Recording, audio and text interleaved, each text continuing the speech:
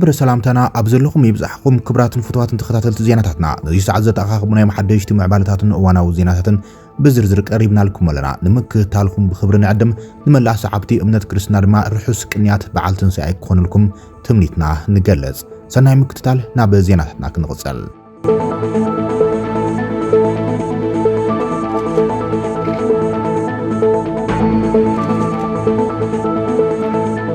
أبي تقرأي بوليتيكاوي أفعاليات بلزب كفتح عبال فصامي سراحتي بدكتور دبرتسيان قبرمكي أزمرح وجله وحات آتو تخلاي قبر مدين قليس ألام وانما حداري زوبا معراب تقرأين عبال فصامي سراحتي بدكتور دبرتسيان زمرح وجله وحات زخنا آتو تخلاي قبر مدين بعال تنساي مغنيات بمقبار أبي زحلف ملختيم اتي انكو أماراتي بوليتيكاوي أفعالينا بلزب فتحنا كاندي وراي مملاش مزابلتنا كنقبر يقبا قبل قليس ألام آتو تخلاي مس بعال هابتي آتو زرو قبر ليبانوس بعال فاسيكا مغنيات بمقبار نتمزابلت زوبا معراب تقرأي انقرت مساح غيرهم هلام بعال هافتي ناي كبر دكتور زرو قبر ليبانوس لمون كمتي لمود بعال فاسيكا مغنيات بمقبار أبو سبعة كارين زركبو تمزابلت زوبا معراب تقرأي انقرت مساح أساليت أمهلام أبتي استسالت انقرت مساح ليك باباس هاجر سبكت زوبا مغلا أبونا إيساس وانا محداري زوبا معراب تقرأي آتو تخلاي قبر مدن كنتبا كتما حمرا آتو أبراهام كنفن كالوت بركز بلوم عدومات آغايشن مرحتو هايمانتن ترخيبهم يميبل سبس عبدي دبليوم أبتي استسالت انقرت مساح ليك باباس هاجر سبكت زوبا مغلا أبونا إيساس وانا محدار زوبا معراب تقرأي زبهال آتو تخلاي قبر مدن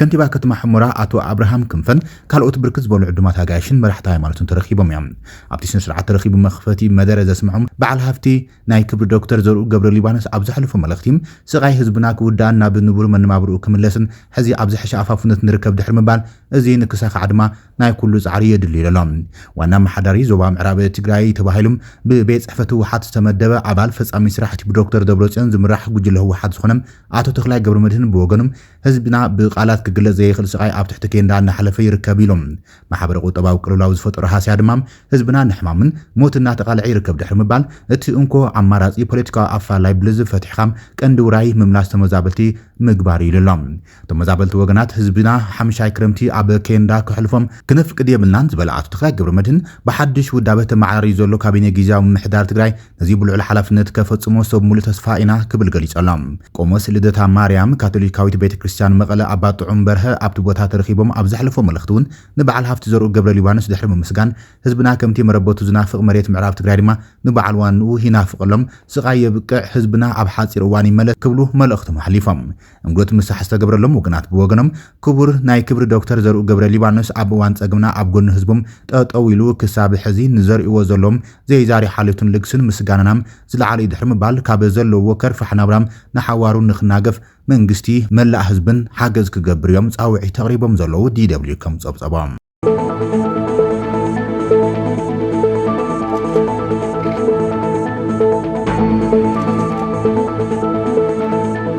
بأتو كيتاچ وردا زمرح وجله وحات تطايش زل حدوش كابينه غيزاو محدار تግራይ بريزيدنت تادس وردم كم زي قبولو نص يقولم اسناي حدا فنجال وجله ديليت طرح بمدماص تطايشو زبلو زي حقافي كابينم بهص قرم دما حاتيتلو ابزرغح مقلصيم اب تግራይ بعلوا منغست سلطان كاب زتحز 4 معالتي تقوصيرلو زبلم دوم ميايزا 12 عام مرز زوص مقلصيم اتي بأتو كيتاچ وردا زمرح وحات اتي قبولنت يبولن زبلو كابينم كم معرر دما نفيدرال منغسن محبرسب عالمن افريط اللخو كبل غليص علام اتي باتو ጌታቸው ረዳ ዝምራሕ ጉጅለ ህወሓት ቅድሚ ሒደት መዓልታት ኣብ ዘርጉሕ መግለጹን ንመላ ኣባላት ህወሓትን ኣመራርሓን ኣብ ዝሕለፉ መልእኽቲም እቲ ውድብ ኣንጸራልዮ ካብ ዘሎ ሓደጋ ጥፋት ንምድሓን ጉባኤ ክካየድ ከም ዘሎም ጻውዒ ተቕሪብዮም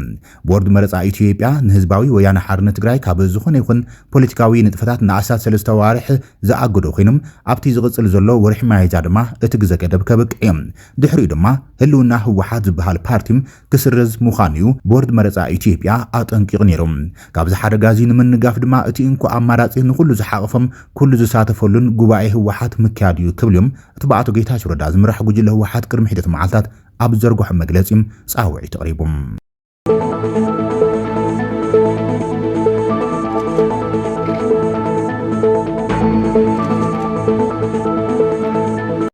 ልኡኽ ሻዕብያ ትግራይ ኣትሕሎም ዝሓለፈ ዋርሕ ብደረጃ ጸብጸባት ይግለጽ ዝነበረ ርክብ ህወሓት መራሕቲ ኤርትራ ሻዕብያን ኣብዚ ሕዝዋን ብቓልዕ ናይ ኣደባይ ሚስጥር ኮይኖሎም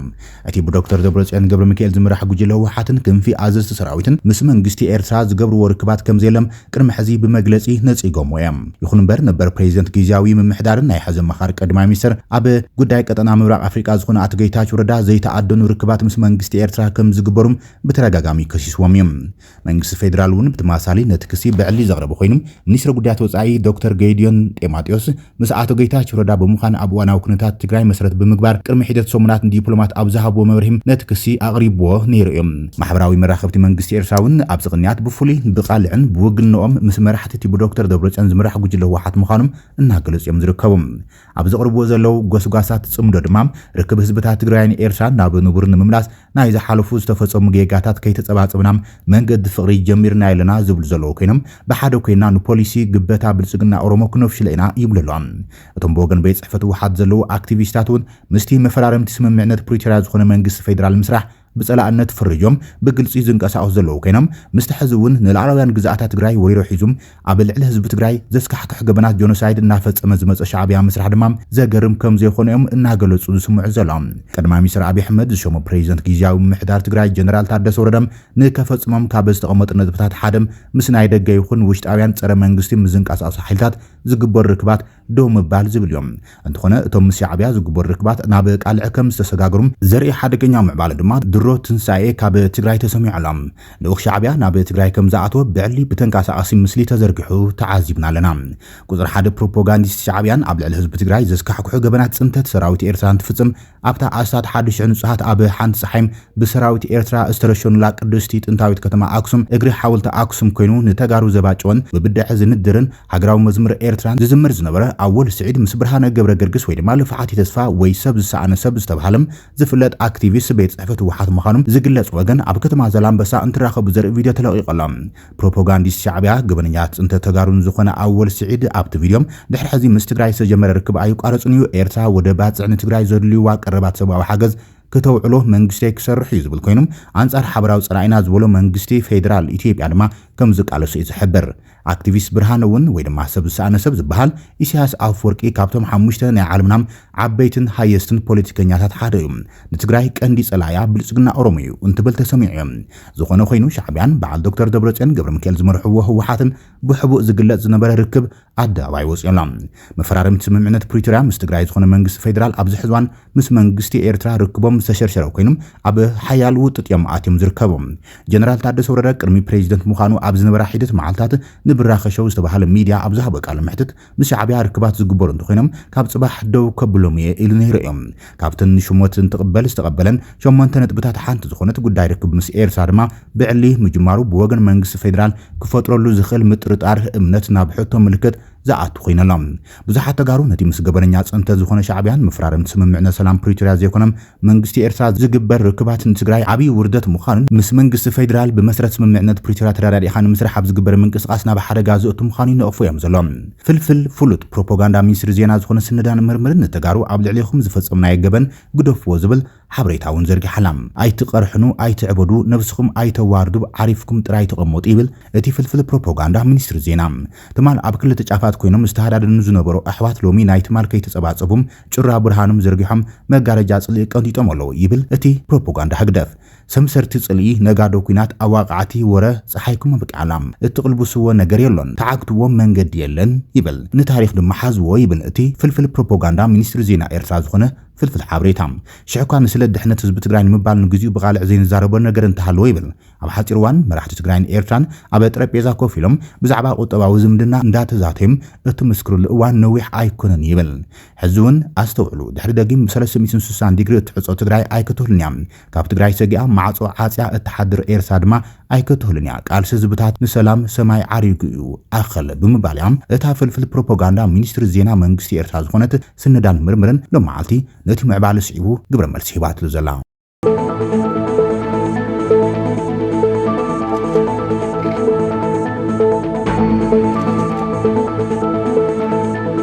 ዓለም ለኻዊ ምንቅስቃስ ብርጌድና ሓመዱ ኣብ ኢትዮጵያ ወተሃደራውን ዲፕሎማሲያውን ማእኸላት ከፊተሎም ተቃውሞ ኤርትራዊ ምንቅስቃስ ንሓመዱ ኣብ ኣዲስ ኣበባ ዝርከብ ቤት ጽሕፈቱም ኣብ ወጻኢ ወተሃደራዊ ማዓስከራት ምስ ተጣይሸ ከም ዋና ቤት ጽሕፈት ኮይኑ ከገልግል ምዃኑ ገሊጹ ዘሎ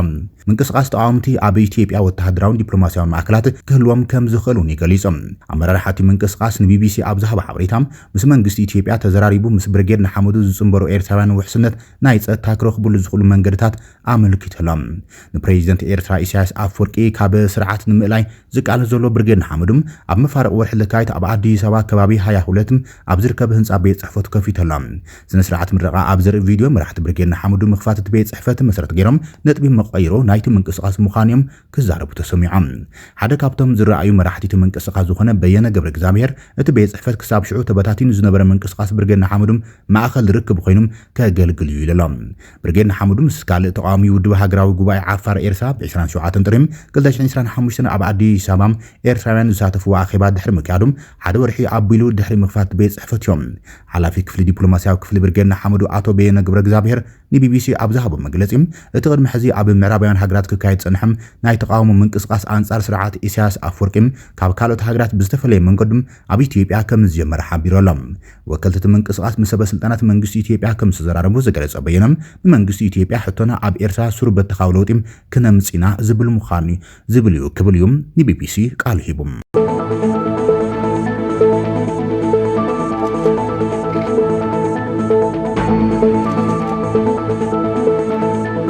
ዕጡቃት ጉጅለ ዕጡቅ አልሸባብ ኣፍ ደገታት ከተማ ሞቃዲሾ ምስ ሰበሩ ኣብ ወሰን ከተማ ሞቃዲሾ ብርቱዕ ውግእ ተላዒሎም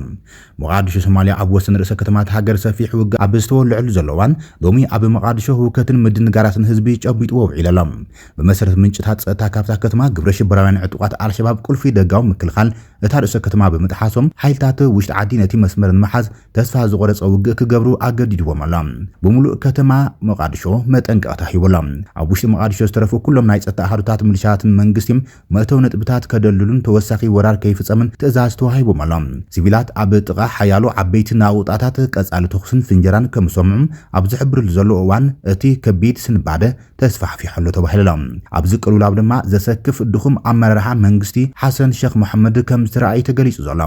ወተሃደራዊ ኣዘዝቲ ቅድመ ግንባር ትእዛዝ ወይ ሓለዋት ሚኒስትር ምክልኻል ፕሬዚደንት ሓሰን ሼኽ መሐመድን ምስ ሓተቶም ሓደ ካብ ቪላ ሶማልያ ዝወፀ ውሽጣዊ ፍልፍል ኣብ ኣኼባ ከም ዘሎም ዝቕጽል ምርጫ ብኸመይ ከም ዘውሕስ ይዘራረቡ ከም ዝነበሩ ገሊጾም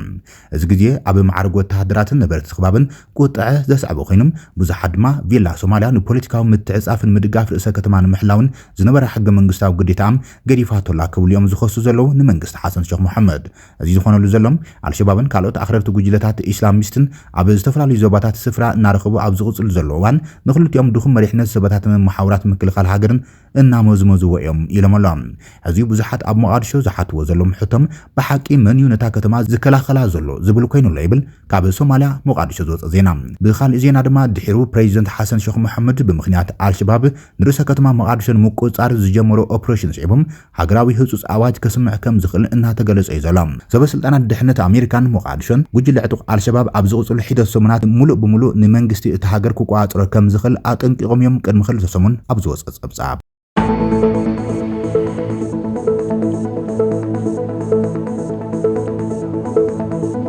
ክብራትን ፍትዋትን ተኸታተልቲ ዜናታትና ነዚ ሰዓት ዘተኣኻኽብናዮም ሓደሽትን እዋናዊ ምዕባለታትን ዛዚምና ንሰናይ ምክትታልኩም ነመስግን ርሑስ በዓል ትንሳኤ ይኹነልኩም